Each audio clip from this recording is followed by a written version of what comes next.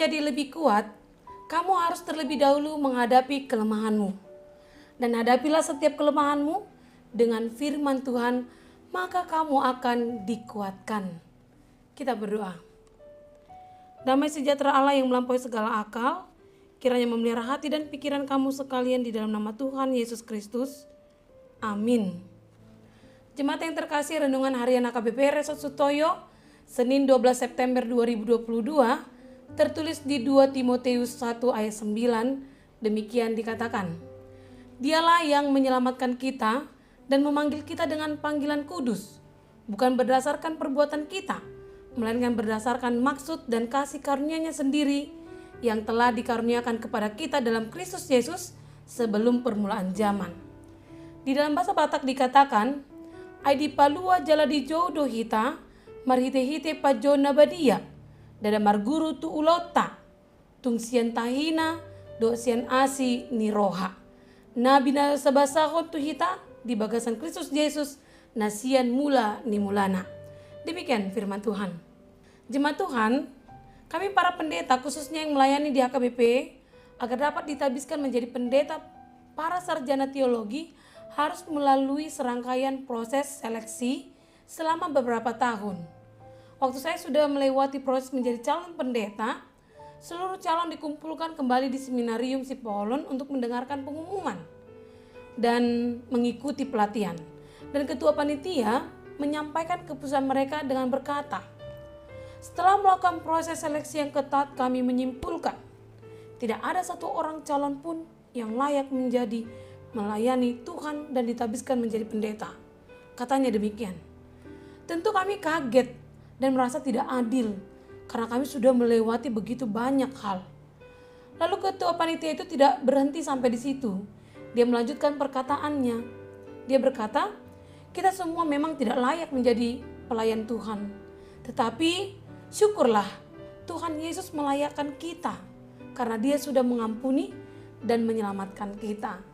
Hal itu membuat kami menjadi lega dan merasa akhirnya kami bisa ditabis. Demikian juga lah yang ingin ditekankan oleh firman hari ini, di mana surat 2 Timotius adalah surat Rasul Paulus kepada Timotius, orang muda yang dipercayakan melayani di jemaat. Pada saat itu, situasi jemaat Kristen perdana belum stabil.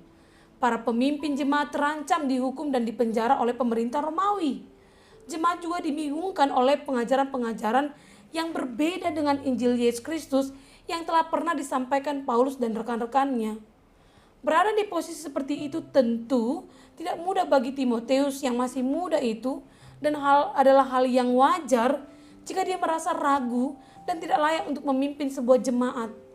Timotius merasa tidak cukup baik untuk dipilih mengemban tugas pelayanan itu. Namun Tuhanlah yang melayakkan kita melalui kasih-Nya yang sungguh amat besar dan mulia. Dalam kehidupan kita pun kadang-kadang kita tidak merasa layak, kita tidak merasa cukup baik untuk Tuhan. Tapi seringkali tekanan untuk menjadi sempurna ini berasal dari kesalahpahaman kita sendiri. Kita berpikir bahwa jika kita cukup sempurna, maka kita akan diterima. Tapi Tuhan tidak mencari kita untuk menjadi sempurna. Dia mencari kita untuk menerima kasih-Nya yang sempurna. Kita harus memahami bahwa kasih-Nya bagi kita tidak didasarkan pada prestasi kita. Hal ini didasarkan pada hakikat diri-Nya. Dia tidak pernah berubah dan kasih-Nya tidak pernah berubah. Alkitab mengatakan bahwa kita adalah ciptaan yang dikasihi-Nya. Alkitab mengatakan bahwa kita adalah karya Allah yang terbesar.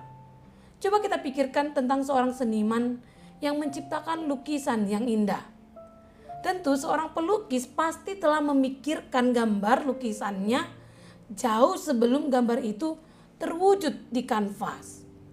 Dia berhati-hati untuk menempatkan setiap goresan kuas sesuai dengan keseluruhan lukisan yang ada di dalam pikirannya. Mungkin ada saat-saat ketika orang lain melihatnya sedang dalam proses melukis dan mereka tidak bisa mengatakan seperti apa lukisannya itu jadinya. Namun seniman selalu tahu persis apa yang dia lukis.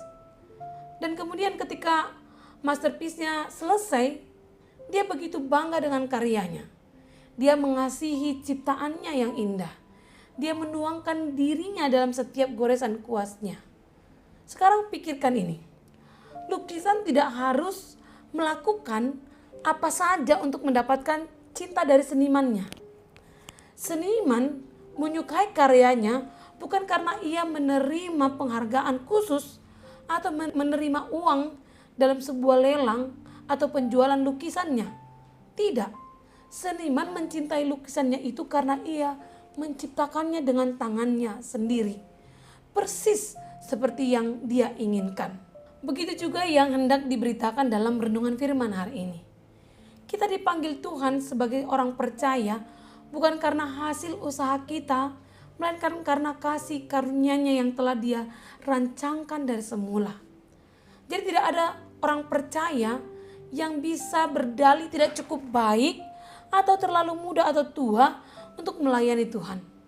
Tetapi yang harus kita pastikan adalah kesadaran dan kerendahan hati kita agar kita dilayakkan Tuhan menjadi penerima firman-Nya dan sebagai pembawa berita keselamatan kepada sesama kita.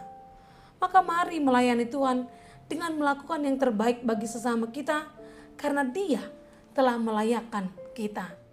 Amin. Kita berdoa.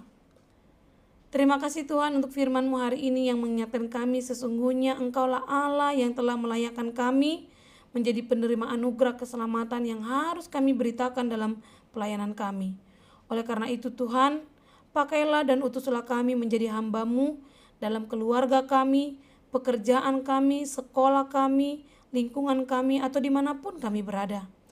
Beri kesetiaan pada kami Tuhan untuk tetap melayani Engkau. Dan mampukan kami menghadapi setiap cobaan hidup agar kami menjadi pemenang pada akhir hidup kami. Terima kasih Tuhan. Amin. Jemaat yang terkasih dalam nama Tuhan Yesus Kristus, selamat menjalani hari dan aktivitas Anda di dalam kelayakan Tuhan. Salam sehat, Tuhan memberkati.